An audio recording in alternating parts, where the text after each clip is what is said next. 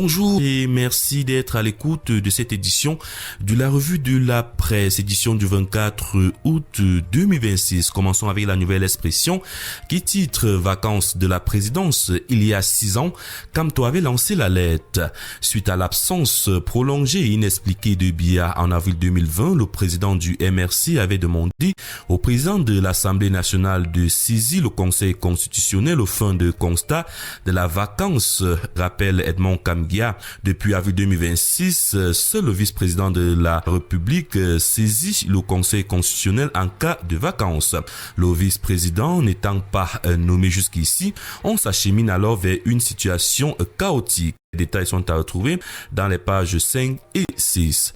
Continuons avec le confidentiel qui titre Paul Biya de retour à Etoudi, place à l'action. Telle est la question que se pose le journal ce matin. Après 74 jours hors du Cameroun, le président de la République retrouve un pays confronté à une accumulation de défis institutionnels, sécuritaires et sociaux, de la question de la succession à la crise anglophone, en passant par le coût de vie et la relance économique. Le retour à Etoudi ne signifie pas la fin des interrogations, il marque plutôt le début d'une séquence politique particulièrement attendue. Retour sur les dossiers brûlants qui attendent le président Paul Biya. Les détails sont à retrouver dans les pages 8 et 9. Continuons avec le journal L'Avenir qui titre « Retour de Paul Biya au Cameroun, il faut nommer le vice-président ». Alors qu'on observe depuis plusieurs mois une impitoyable guerre de succession entre les différents clans du pouvoir, le Cameroun est actuellement bloqué entre l'amollissement des institutions par l'inertie, la malgouvernance, l'affaissement de l'État, la montée du tribalisme érigé en système, la dégradation du niveau de vie et la banalisation de la corruption. Les populations suffoquent.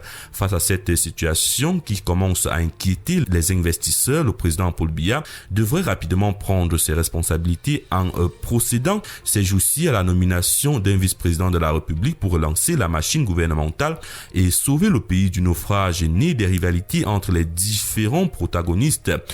Le décryptage du journal L'Avenir est à retrouver dans l'édition parue ce matin. Expression économique titre également Retour au Cameroun, le contre-pied de Paul Biya après plus de 2 mois passés hors du territoire national. Le président de la République a regagné Yaoundé le 20 août dernier, mettant fin à une absence exceptionnelle qui aura nourri rumeurs, inquiétudes et interrogations. Les détails sont à retrouver dans les pages 6 et 7. Le quotidien Vers Émergence s'intéresse également au président de la République ce matin et titre Face aux lions, Paul Biya fait bonne figure. À 93 ans, un homme même bien entretenu peut-il toujours être en forme? Le journal nous renvoie, lit les détails sur cette interrogation à la page 5. Continuons avec l'Indépendant ce matin qui titre Communication d'État. Que cherche-t-on à cacher? Au moment où la capacité du président de la République à exercer pleinement ses fonctions est un sujet tabou au sein de la classe gouvernante, que dans le giron des partenaires internationaux du Cameroun, le degré de contrôle exercé au détail près de l'image télévisée du chef de l'État emballe la chronique mondaine. C'est dans ce contexte particulier que les Lions indomptables, sacrées championnes d'Afrique le 16 août 2026 au Maroc, ont été reçus et décorés au palais d'Etoudi samedi dernier. Les détails sont à retrouver dans les pages 2 et 3. S'intéresse également aux Lions indomptables ce matin, le journal Cameroun Tribune qui titre Les Lions au palais de l'unité avec tous les honneurs. Les champions d'Afrique ont été reçus et décorés à titre exceptionnel samedi dernier par le président de la République Paul Biya. C'était au cours d'une réception très courue offerte par le couple présidentiel. Le chef de l'État a exhorté la jeunesse camerounaise à suivre cet exemple de persévérance et de discipline. Les détails sont à retrouver de la page 2 à la page 7. L'info à chaud n'est pas en reste ce matin, titre Paul Biya exhorte les Lions indomptables au cours de la réception au palais de l'unité à persévérer dans l'effort en restant disciplinés, unis et solidaires. Les détails sont à retrouver dans les pages 2 et et 3. Le triebdo La Voix des jeunes ce matin titre aussi Coupe du Cameroun féminine, l'équipe football filles sur le toit. L'équipe football filles a battu l'Ouvremine-Prof 1-0 ce dimanche au stade Omusport annexe 1 de Yaoundé. Sur une frappe de Leslie Ekodek, le club conserve ainsi sa Coupe du Cameroun pour la 3e année consécutive. La Mine-Prof a profité de l'affluence pour mobiliser contre les féminicides et les infanticides avec des t-shirts de sensibilisation distribués aux spectateurs. Les détails sont à retrouver à la page 3. Continuons ce matin avec les allocations familiales.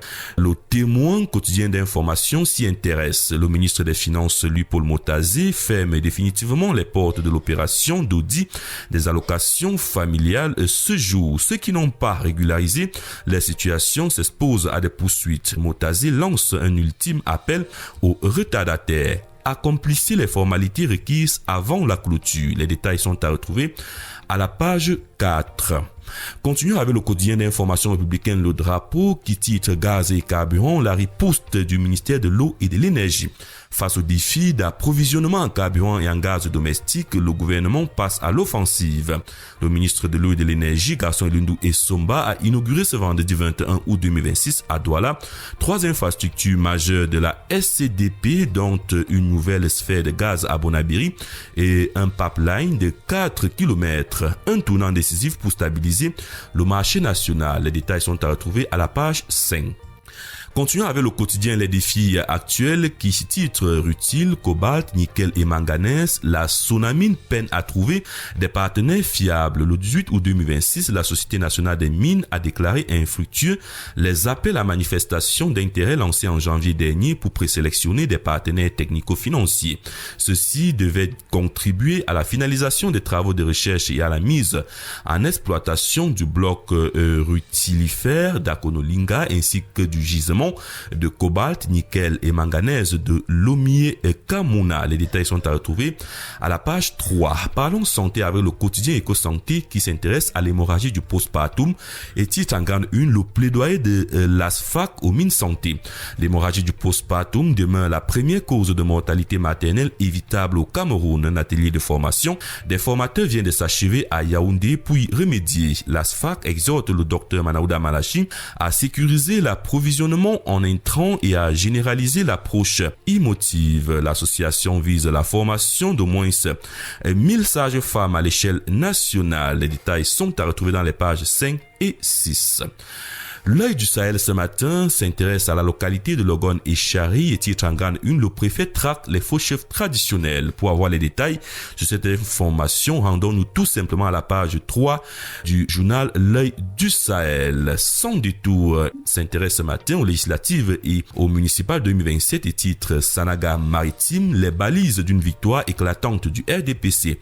Choix rigoureux des candidats du parti, émergence de nouvelles figures, accroissement qualificatif et quantitatif des jeunes et des femmes, structuration de la communication sur des réalisations du parti et des élus, renforcement de la formation et de la participation des représentants du parti aux opérations électorales, renforcement de l'apaisement, de la cohésion et de la discipline interne. Tels sont quelques fils conducteurs que devront s'approprier les responsables locaux du RDPC de la Sanaga Maritime dans la perspective des prochaines échéances électorales déclinées au terme de la réunion de restitution et de concertation. Clôturant la journée politique du chef de la délégation permanente départementale du RDPC pour la Sanaga Maritime organisée à la permanence du parti DDA le 20 août dernier. Les détails sont à retrouver à la page 4. Le quotidien Eco News titre Kribi Douala Intellan, le Cameroun consolide son rôle de hub pétrolier régional. Privé de sa raffinerie depuis 2019 et exposé au soubresaut du marché mondial, le Cameroun accélère la modernisation de sa logistique pétrolière, marquée par l'inauguration vendredi dernier à Douala de nouvelles infrastructures de la SCDP par le ministre de l'eau et de l'énergie Gaston Elundou Essomba.